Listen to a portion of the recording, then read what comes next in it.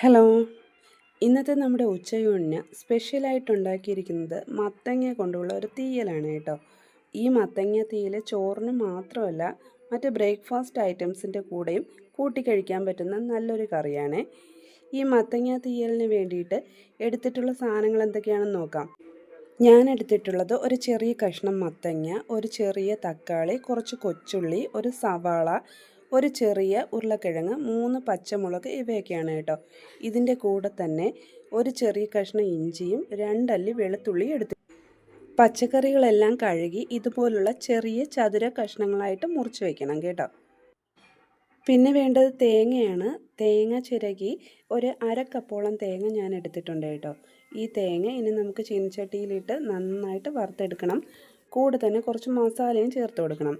ചീനച്ചട്ടിയിൽ തേങ്ങ വറുക്കുമ്പോൾ ശ്രദ്ധിക്കാനുള്ളത് തീ കുറച്ച് വെച്ച് എല്ലാ തേങ്ങയും ഒരുപോലെ മൂപ്പിച്ചെടുക്കണം കേട്ടോ.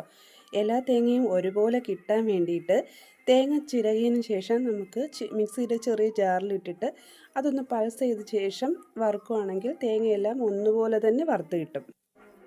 തേങ്ങ കുറച്ചൊന്ന് മൂത്ത് വന്നതിന് ശേഷം നമുക്ക് ഇതിനകത്തേക്ക് മസാലകളൊക്കെ ആഡ് ചെയ്ത് കൊടുക്കാം കേട്ടോ. തേങ്ങ ഇപ്പം ചെറുതായിട്ടൊന്ന് ചുവന്ന് വന്നിട്ടുണ്ട്. ഇപ്പം നമുക്ക് കുറച്ച് കുരുമുളക് മണികൾ ഇത്ര മാത്രം നമുക്കിതിനകത്ത് ചേർത്ത് ഇതും കൂടെ നന്നായിട്ട് വറുത്ത് കൊടുക്കാം കേട്ടോ.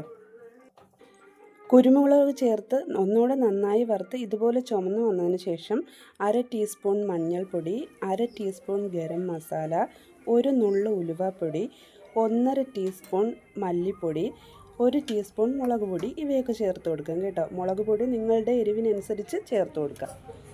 മസാലകളെല്ലാം ചേർത്ത് കഴിഞ്ഞാൽ പെട്ടെന്ന് തന്നെ വറുത്തെടുക്കണം കേട്ടോ. ഇതിനിടയ്ക്ക് ഞാനാണെങ്കിൽ ഇതിലേക്ക് ഒരു 1/2 ടീസ്പൂൺ ചെറിയ ജീരകം പൊടിച്ചതോടെ ചേർത്ത് കൊടുക്കുന്നുണ്ട്. ഈ മസാലകളെല്ലാം ചേർത്ത് തീ കുറച്ച് വെച്ച് പെട്ടെന്ന് യോജിപ്പിച്ച് ഒരു പാത്രത്തിലേക്ക് മാറ്റി വയ്ക്കണം. അല്ലെങ്കിൽ തേങ്ങ വീണ്ടും മൂത്ത് കരിഞ്ഞു പോകും. ഇതുപോലുള്ള പരുവത്തിലേക്ക് നമുക്ക് തേങ്ങാക്കൂട്ട് മാറ്റി വെച്ച് കൊടുക്കാം. തണുത്തതിന് ശേഷം നന്നായിട്ട് അരച്ചെടുക്കാം കേട്ടോ. ഇത് തണുക്കാൻ വെക്കുന്ന സമയത്ത് നമ്മൾ അരിഞ്ഞു വെച്ചിട്ടുള്ള പച്ചക്കറികളില്ലേ, ഇതൊന്ന് വഴറ്റിയെടുക്കാം കേട്ടോ. കറി വയ്ക്കാൻ ഉദ്ദേശിക്കുന്ന പാത്രത്തിലേക്ക് ആവശ്യത്തിനുള്ള വെളിച്ചെണ്ണ ഒഴിച്ച് കടുക് പൊട്ടിക്കണം. കടുക് പൊട്ടിക്കഴിഞ്ഞാൽ നമ്മൾ നേരത്തെ അരിഞ്ഞു വെച്ചിട്ടുള്ള കഷ്ണങ്ങളുണ്ടല്ലോ, അത് ഇതിനകത്തോട്ടിട്ട് നന്നായിട്ട് വഴറ്റണം കേട്ടോ. ഒരു 5 മിനിറ്റെങ്കിലും അടച്ചു വെച്ച് വേവിക്കുകയും വേണം. കഷ്ണങ്ങളെല്ലാം നന്നായിട്ട് ഇളക്കി മൂടി കൊണ്ട് അടച്ചു വെക്കണം കേട്ടോ. അടച്ചു വെച്ച് വേവിക്കുകയാണെങ്കിൽ നമ്മൾ ഇടയ്ക്കിടയ്ക്ക് ഒന്ന് തുറന്ന് ഇളക്കി കൊടുക്കണം, അല്ലെങ്കിൽ കരിഞ്ഞു പോകാനുള്ള സാധ്യതയുണ്ട്. കരിഞ്ഞു പോയി കഴിഞ്ഞാൽ കറിയുടെ രുചി തന്നെ മാറിപ്പോവും കേട്ടോ. പച്ചക്കറികൾ ഉപ്പ് ചേർക്കാതെയാണ് നമ്മൾ വേവിക്കുന്നത് കേട്ടോ. അതിനകത്തുനിന്ന് പച്ചക്കറിക്കകത്തു നിന്നുള്ള വെള്ളത്തിൽ തന്നെ നമുക്കിത് പകുതിയോളം വേവിച്ചെടുക്കാനും പറ്റും. പച്ചക്കറി വേവുന്ന സമയത്ത് നമുക്ക് ഈ അരപ്പ് തണുത്തിട്ടുണ്ടാവും, അതൊന്ന് അരച്ചെടുത്തിട്ട് വരാം കേട്ടോ. ഇതുപോലെ മിക്സിയുടെ ജാറിലിട്ട് എണ്ണ തെളിയുന്നതാണ് ഇതിൻ്റെ പാകം കേട്ടോ. നന്നായിട്ട് അരച്ചെടുക്കണം. നേരത്തെയൊക്കെ അമ്മമാരിത് അമ്മിക്കല്ലിലാണ് അരച്ചുകൊണ്ടിരുന്നത്. ഇപ്പം നമുക്കത് ബുദ്ധിമുട്ടായത് കാരണം മിക്സിയുടെ ചെറിയ ജാറിൽ ഇതുപോലെ നല്ല ക്രീം പോലെ അരച്ചെടുത്തുകൊണ്ട് വരണം കേട്ടോ. ഇനി ഈ അരപ്പ് നമ്മുടെ കഷ്ണങ്ങളിലേക്ക് ഇട്ട് യോജിപ്പിക്കുകയാണ് വേണ്ടത്. ഇപ്പോൾ നമ്മുടെ കഷ്ണങ്ങളെല്ലാം അരപ്പരുവത്തിൽ വെന്തിരിപ്പുണ്ട് കേട്ടോ. ഫുള്ളായിട്ട് വെന്തിട്ടില്ല. ഇതിനകത്തേക്ക് നമുക്ക് ആ അരപ്പ് ചേർത്ത് കൊടുക്കാം. നമ്മൾ അരച്ചുകൊണ്ട് വന്ന അരപ്പ് ചേർത്ത് കൊടുക്കാം. ഇത് നമുക്ക് കുറച്ചായിട്ട് തോന്നും, പക്ഷേ കറക്റ്റായിട്ടുണ്ടാവും കേട്ടോ. ഇത് ഈ കഷ്ണങ്ങളുമായിട്ട് നന്നായിട്ട് യോജിപ്പിച്ച് കൊടുക്കണം. അതിനുശേഷം നമുക്ക് ഇതിനകത്തേക്ക് ആവശ്യത്തിനുള്ള വെള്ളം ഒഴിച്ചു കൊടുക്കാം. വെള്ളം നല്ല ചൂട് വെള്ളമാണ് ഒഴിക്കുന്നത് കേട്ടോ. ചൂടുവെള്ളം ഒഴിച്ചു കഴിഞ്ഞാൽ നമുക്ക് വേണമെങ്കിൽ കുറച്ച് പുളിവെള്ളം ചേർക്കാം. ഞാനിവിടെ തക്കാളി ചേർക്കുന്നത് കൊണ്ട് പുളിവെള്ളം ചേർക്കുന്നില്ല. നമുക്കിത് അടച്ച് വെച്ച് നന്നായിട്ട് തിളപ്പിച്ച് വേവിച്ചെടുക്കാം.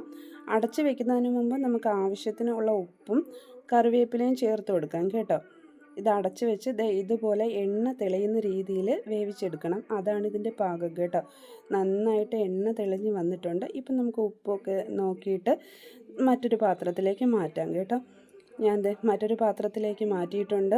നമ്മുടെ തീയൽ തയ്യാറായി വന്ന സമയം കൊണ്ട് ഞാൻ വേറെ കുറച്ച് കറികളൂടെ നമുക്ക് ഇന്നത്തേക്ക് വേണ്ടിയിട്ട് ഉണ്ടാക്കിയിട്ടുണ്ട് കേട്ടോ.